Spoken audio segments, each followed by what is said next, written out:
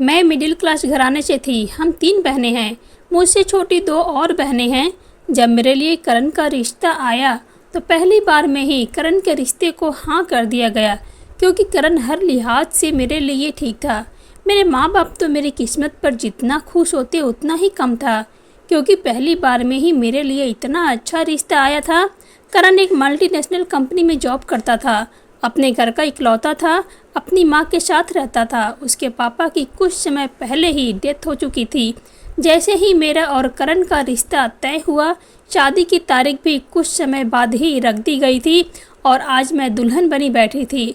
दुल्हन के लाल जोड़े में मेरा सफ़ेद रंग मोतियों की तरह चमक रहा था, लेकिन मुझे नहीं पता था कि यह सुहाग के लाल रंग कुछ महीने बाद मुझ पर मौत का रंग बनने वाला था। मैं तो बस शादी को लेकर दिल में हजारों सपने सजाए विदा होकर अपने ससुराल आ गई थी। करण को मैंने सिर्फ तस्वीरों में ही देखा था, क्योंकि अरेंज मैरिज थी और हमारी मंगनी और शादी के बीच में भी ज़्यादा समय नहीं था। जल्दी ही शादी हो गई थी। रिश्तेदार की औरतों ने मुझे कमरे में लाकर बैठा दिया था कि एक औरत ने जब मेरा हाथ पकड़ा तो कहने लगी, अरे दुल्हन तो बुखार से तप रही है। दूसरी औरत कहने लगी कि क्या बीमार बेटी उन लोगों ने विदा कर दी? अभी तो दुल्हन के कदम रखा है और उसे बुखार भी चढ़ गया। भाई हमने तो बहुत समझाया था कमला को कि अनजान लोगों में रिश्ता मत करो, पता नहीं चलता कि लड़की की क्या बीमारी है और क्या नहीं। अब देखो ना, हो गई वही बात। और मैं चुपचाप गुमसी उनकी बातें सुन रही थी। शादी के हंगामे में खाने पीने की लापरवाही और गले की खराबी की वजह से इन्फेक्शन हो गया था, लेकिन यह बात ससुराल तक पहुंचकर ही अजीब से नए नए रंग को मेरे सामने आई थी। मैं सिर्फ एक ही दिन की दुल्हन थी, इसीलिए उन्हें कुछ सफाई भी नहीं दे सकती थी। खैर सारी औरतें कमरे से बाहर निकल गई और बाहर से आने वाली आवाज़ में पूरे दिल के साथ सुन रही थी। दूसरी तरफ मेरी सास यह बातें सुनकर परेशान हो गई थी। मोहल्ले और रिश्तेदारों की औरतों ने उन्हें अपने पास बिठाकर अपने डर जाहिर करने शुरू कर दिए थे। कहने लगी कि हमें तो लगता है कि अपनी बीमार लड़की तुम्हारे बेटे के साथ विदा कर दी है। अरे कमला, कितनी बार तुम्हें समझाया था कि जान पहचान वालों के यहाँ रिश्ता करो। दूसरी औरत कहने लगी कि मुझे तो लगता है कि लड़की के पाँव शुभ नहीं हैं, घर आते ही बीमार हुई है। अब देखना जैसे जैसे समय गुजरेगा घर पर मुसीबतें आने शुरू हो जाएंगे। तौबा है भाई। यह सुनकर कमला जी का कलेजा हाथ पर आ पड़ा था। इकलौता बेटा था, दिल में यह डर पैदा हुआ कहीं बेटे को ही कोई समस्या ना हो जाए। दूसरी तरफ करण भी परेशान था। जब से उसने यह सुना था कि मुझे तेज बुखार है, वह मेरे बुखार की वजह से टेंशन में पड़ गया था। उसने अपनी एक डॉक्टर दोस्त को फ़ोन किया, उससे कुछ दवाइयाँ बताए, वह लाकर सिमरन को खिला दो। वैसे तो शादी की पहली रात ही बड़ी अरमानों की रात होती है। लड़का लड़की दोनों ही इस रात के लिए न जाने क्या क्या सपने सजाते हैं। मैंने भी सजाए थे, लेकिन इस समय मेरी तबीयत बिल्कुल भी ठीक नहीं थी। सर दर्द के मारे फटा जा रहा था और पूरा शरीर दर्द में तड़प रहा था। मेरे दिल में इस वक्त करण को लेकर कोई भी जज्बात नहीं उमड़ रहे थे और ना ही शादी की पहली रात की तरह दिल में धड़कन अजीब सी हो रही थी। बस मैं चुपचाप बैठकर दीवार के टेक लगाए बैठी हुई थी। तभी करण कमरे में दाखिल हुआ। उसके चेहरे पर परेशानी छाई हुई थी। मैं जल्दी से संभल कर बैठ गई और वह मेरे करीब आया। उसने मेरा हाथ थाम लिया। जैसे ही करण ने हाथ थामा, दिल की धड़कनों में शोर मचा था। यह मेरे लिए किसी मर्द का पहला स्पर्श था जो करण ने मुझे दिया था। इससे पहले किसी गैर मर्द ने मुझे छुआ तक नहीं था। मेरे सारे जज्बात, सारी मोहब्बतें सिर्फ मेरे पति के लिए थी, लेकिन आज तबीयत ने मेरे सारे जज्बातों को ठंडा कर दिया था। करण कुछ देर तक मुझे गौर से देखता रहा और बोला कि तुम काफ़ी बहुत खूबसूरत हो। जब मम्मी ने मुझे तुम्हारी तस्वीर दिखाई थी तो मैंने देखते ही हाँ कर दी थी, क्योंकि तुम्हारे चेहरे से ही मासूमियत झलक रही थी और तुम तो अपनी तस्वीर से भी कहीं ज़्यादा मासूम और खूबसूरत हो। यह कहकर उसने मेरी उंगली में मुंह दिखाई के अंगूठी पहनाई थी। कहने लगा कि तुम्हें आज बहुत तेज बुखार है, ऐसे में बहुत शर्मिंदा थी।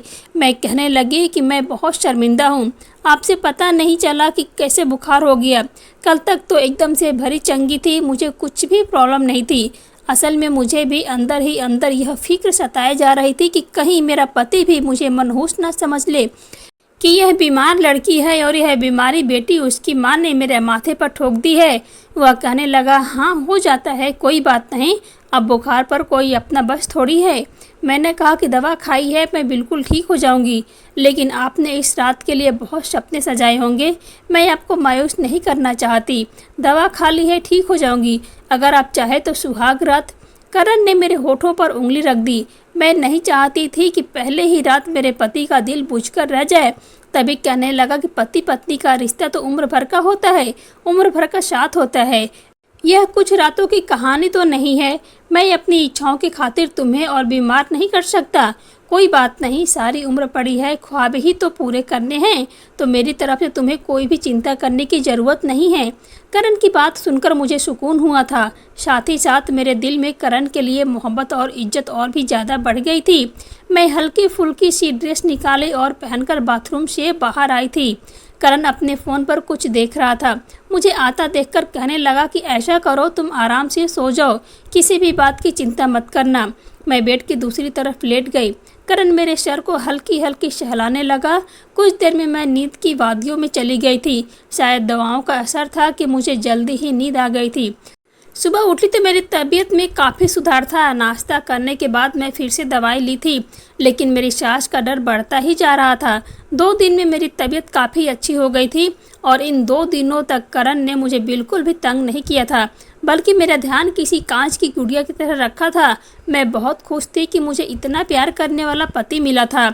और शादी की तीसरी रात जब करण को लगा कि मैं बिल्कुल ठीक हूँ, तो उसने मेरी अनुमति के बाद ही मेरे साथ पति पत्नी वाला रिश्ता बनाया था। उस रात मैं करण के प्यार में पूरी तरह से डूब गई थी। उसने अपने प्यार की बारिशों में मुझे भिगोकर रख दिया था। वह मेरी ज़िंदगी में सबसे हसीन रात थी। लेकिन शादी के 4 दिन भी नहीं गुजरे थे कि मेरी सास ने किचन मेरे हवाले कर दिया। कहने लगी कि भाई, मुझे अब काम नहीं होता, तुम्हारा घर है, तुम ही संभालो।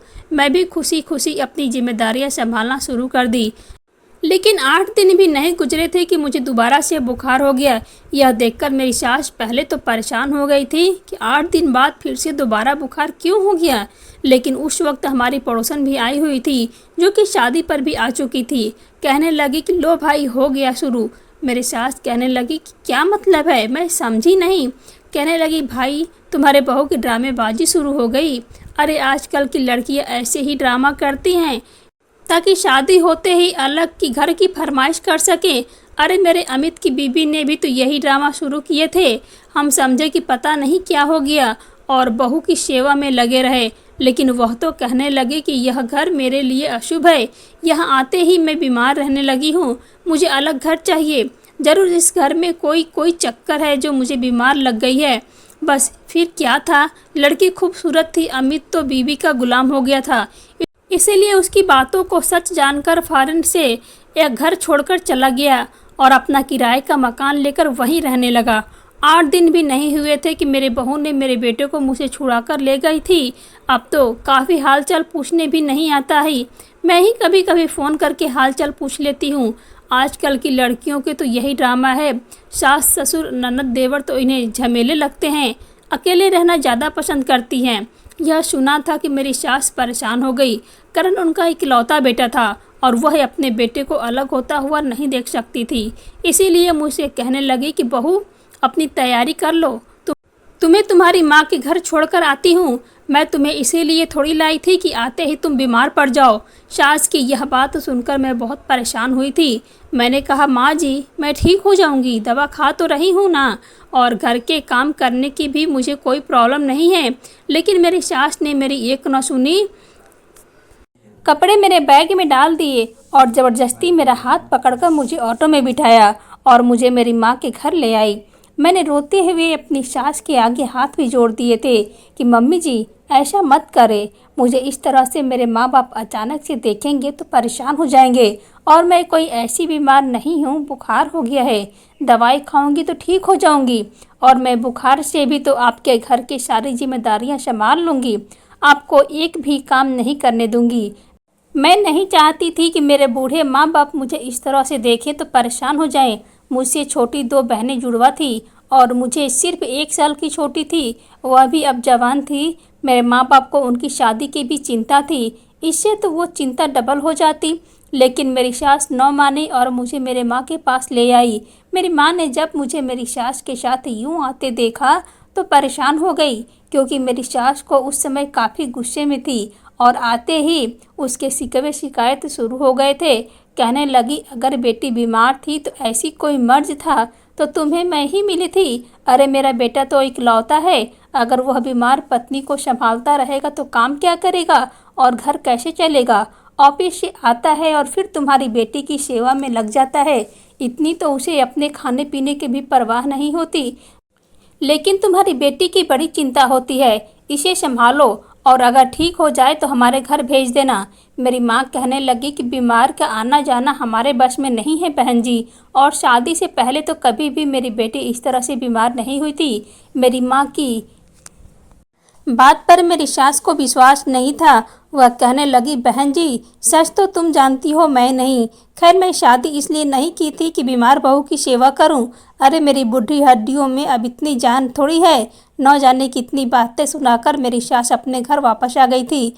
लेकिन जब रात को करण घर आए तो मुझे कमरे में न पाकर अपनी माँ से पूछने लगा कि माँ सिमरन किधर है, क्या ज़्यादा तबीयत खराब थी, डॉक्टर के पास गई है, किसके साथ गई है, क्या पड़ोसन आंटी के साथ गई है। करण ने एक ही सांस में न जाने कितने सवाल अपनी माँ से कर डाली थी। मेरी सास को गुस्सा आने लगा था कि पत्नी की कितना चिंता है, जरा वह नज़र न आए तो कैसा बेचैन हो गया था।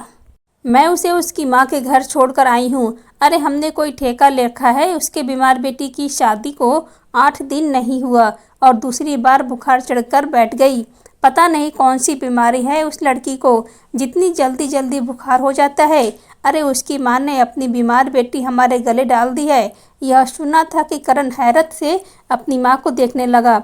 अपनी माँ के पास जाकर बैठ गया। कहने लगा, माँ यह कौन सा तरीका है। बीमारी और सेहत तो भगवान के हाथ में है, इसमें इंसान का बस नहीं है। और यह क्या बात हुई कि माँ आप उसको बुखार नहीं हुआ कि उसके माँ के घर छोड़ आए। बहुत बुरी बात है। उसके माँ बाप हमारे बारे में क्या सोचेंगे कि 4 दिन भी उनकी बेटी को संभाल कर न रख सके। मेरी सास ने जब बेटे की बात सुनी तो कहने लगी, तुम्हें क्यों इतनी हमदर्दी और मोहब्बत हो रही है। वह कहने लगा कि माँ कैसी बातें कर रही हो, वह मेरी पत्नी है, मुझे उसकी चिंता नहीं होगी तो और किसको होगी। फिर अपनी माँ का हाथ पकड़कर कहने लगा कि माँ आपने अच्छा नहीं किया। अगर सिमरन की वजह मुझे बुखार हो जाता तो फिर आप क्या करते, क्या सोचते। क्या तब भी आप यही करते कि कुछ सोचते कि अगर मैं शादी के 15 दिन में 2 बार बीमार हो जाता तो आपको क्या लगता कि मैं किसी लड़की की ज़िंदगी खराब कर दी, अपना बीमार बेटा उसके हवाले कर दिया कि मैं किसी लड़की की ज़िंदगी खराब कर दी। यह सुनकर मेरी सास चुप हो गई थी। करण कहने लगा कि माँ इस वक्त आप यही सोचती कि लड़की आते ही मेरा बेटा बीमार हो गया और 15 दिन में 2 बार हुआ है, मतलब हर सूरत में दोष लड़की को ही देना था। अगर लड़की बीमार हुई तब भी बीमार है, मनहूस है, घर आते ही बीमारियां ले आई है। लड़का बीमार हुआ तब भी लड़की को ही दोष कि लड़की ने आते ही मेरे बेटे को बीमार कर दिया। यह लड़की तो मनहूस है। माँ यह सब गलत है, ऐसा नहीं सोचना चाहिए। करण की बात एकदम सही थी, क्योंकि अगर करण बीमार होता तो कमला जी की सोच इसी तरफ जानी थी कि न जाने कौन से अशुभ समय में लेकर बहू घर आई थी कि आते ही मेरा बेटा बीमार हो गया। इसीलिए करण की बात का कोई भी जवाब मेरी सास के पास न था। करण कहने लगा, माँ क्यों लोगों की बातें सुनकर आप भी वैसा ही सोचकर बैठ जाती हैं। मैं सिमरन को वापस लेने जा रहा हूँ, उसे किसी अच्छे डॉक्टर को दिखाऊंगा तो वह ठीक हो जाएगी। यह कहकर करण वहाँ से जा चुका था। लेकिन इस वक्त एक और पड़ोसन मेरी सास के घर आ गई थी। मेरी सास अकेली रहती थी, इसीलिए अपना मोहल्ले में मेल जोल बहुत अच्छा था।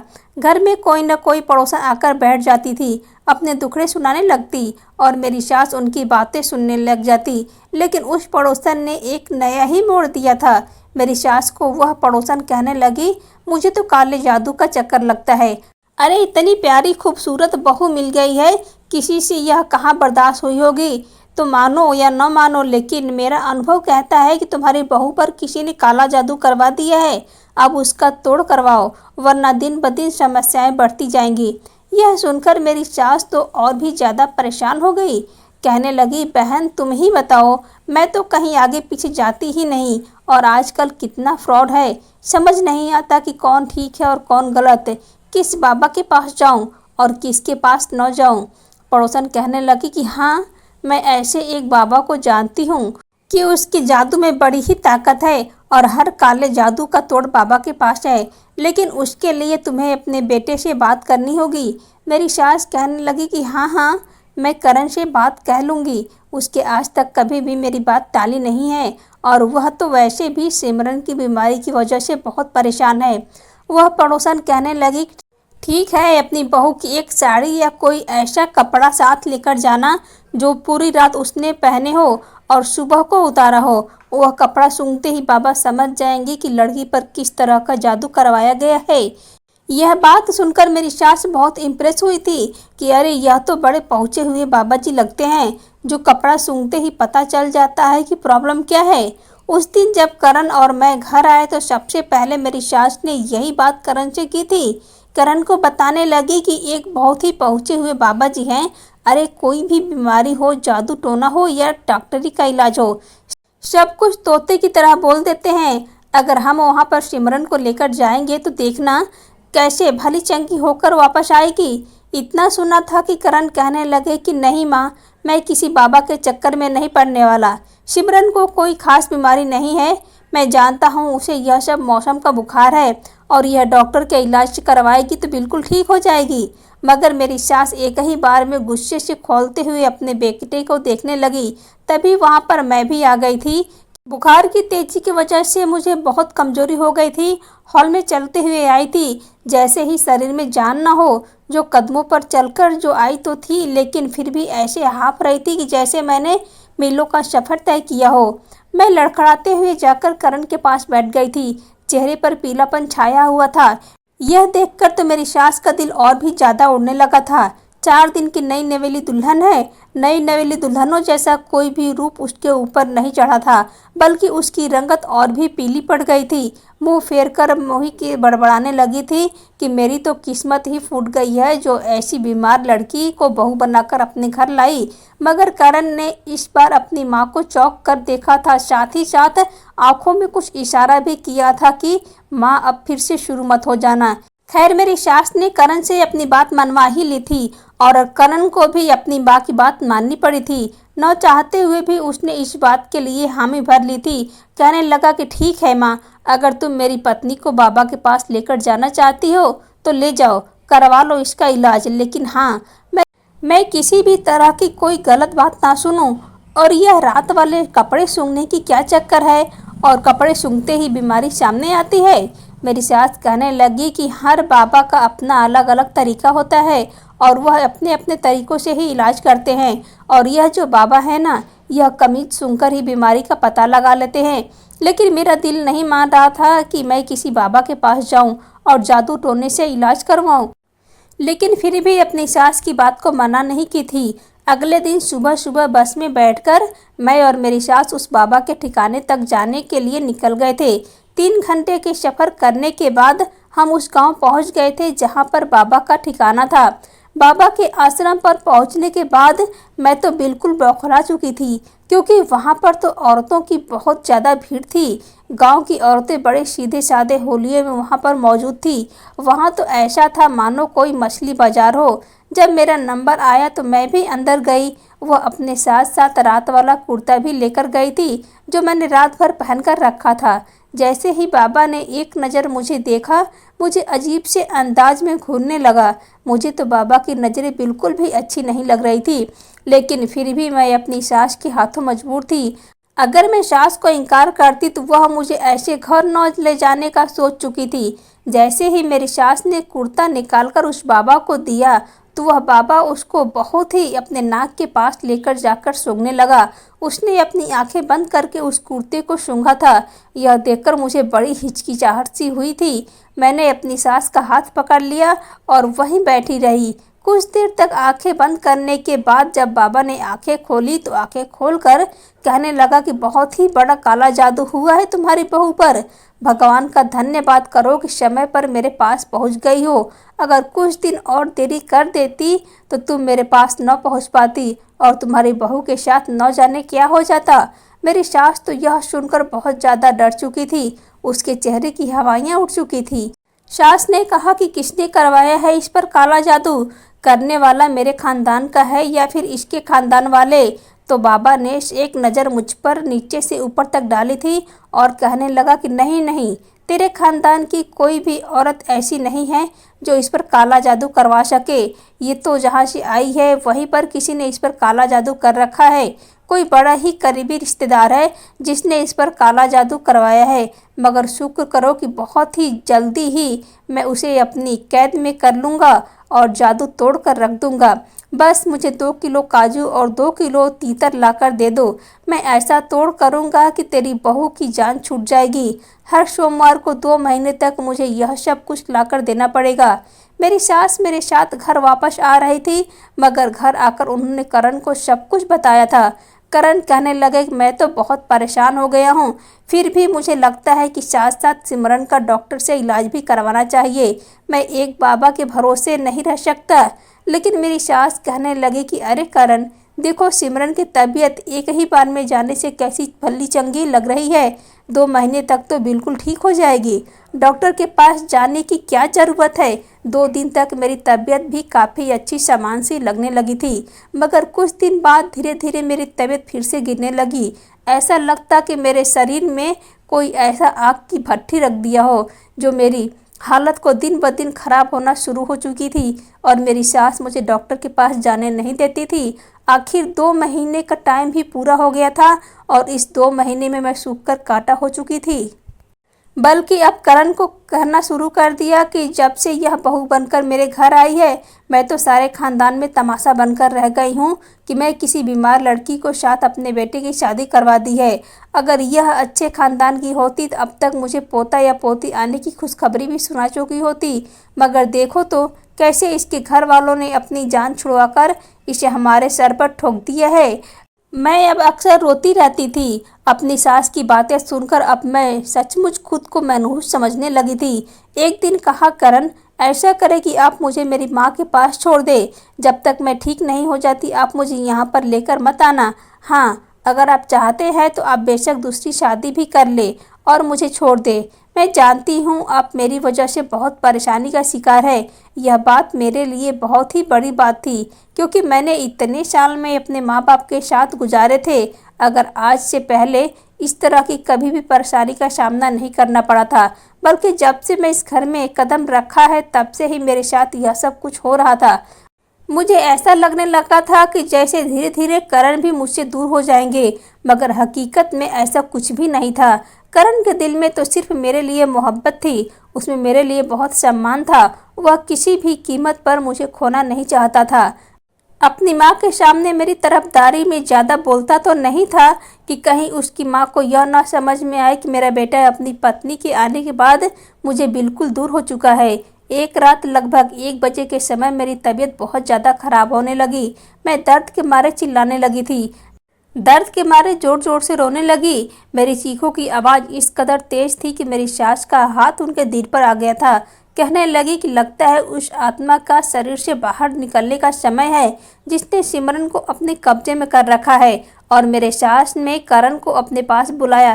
कहने लगी कि करण मेरी बात मान, अब देख सिमरन यह तो ठीक हो जाएगी या फिर उसका आखिरी समय है तो उसे कमरे में बंद कर दे। जो भी आत्मा उसके शरीर से है वह निकल जाएगी, या तो सिमरन को अपने साथ ले जाएगी या फिर हो सकता है कि वह ठीक हो जाए। लेकिन मैं तुझे अब उस कमरे में नहीं रहने दूंगी।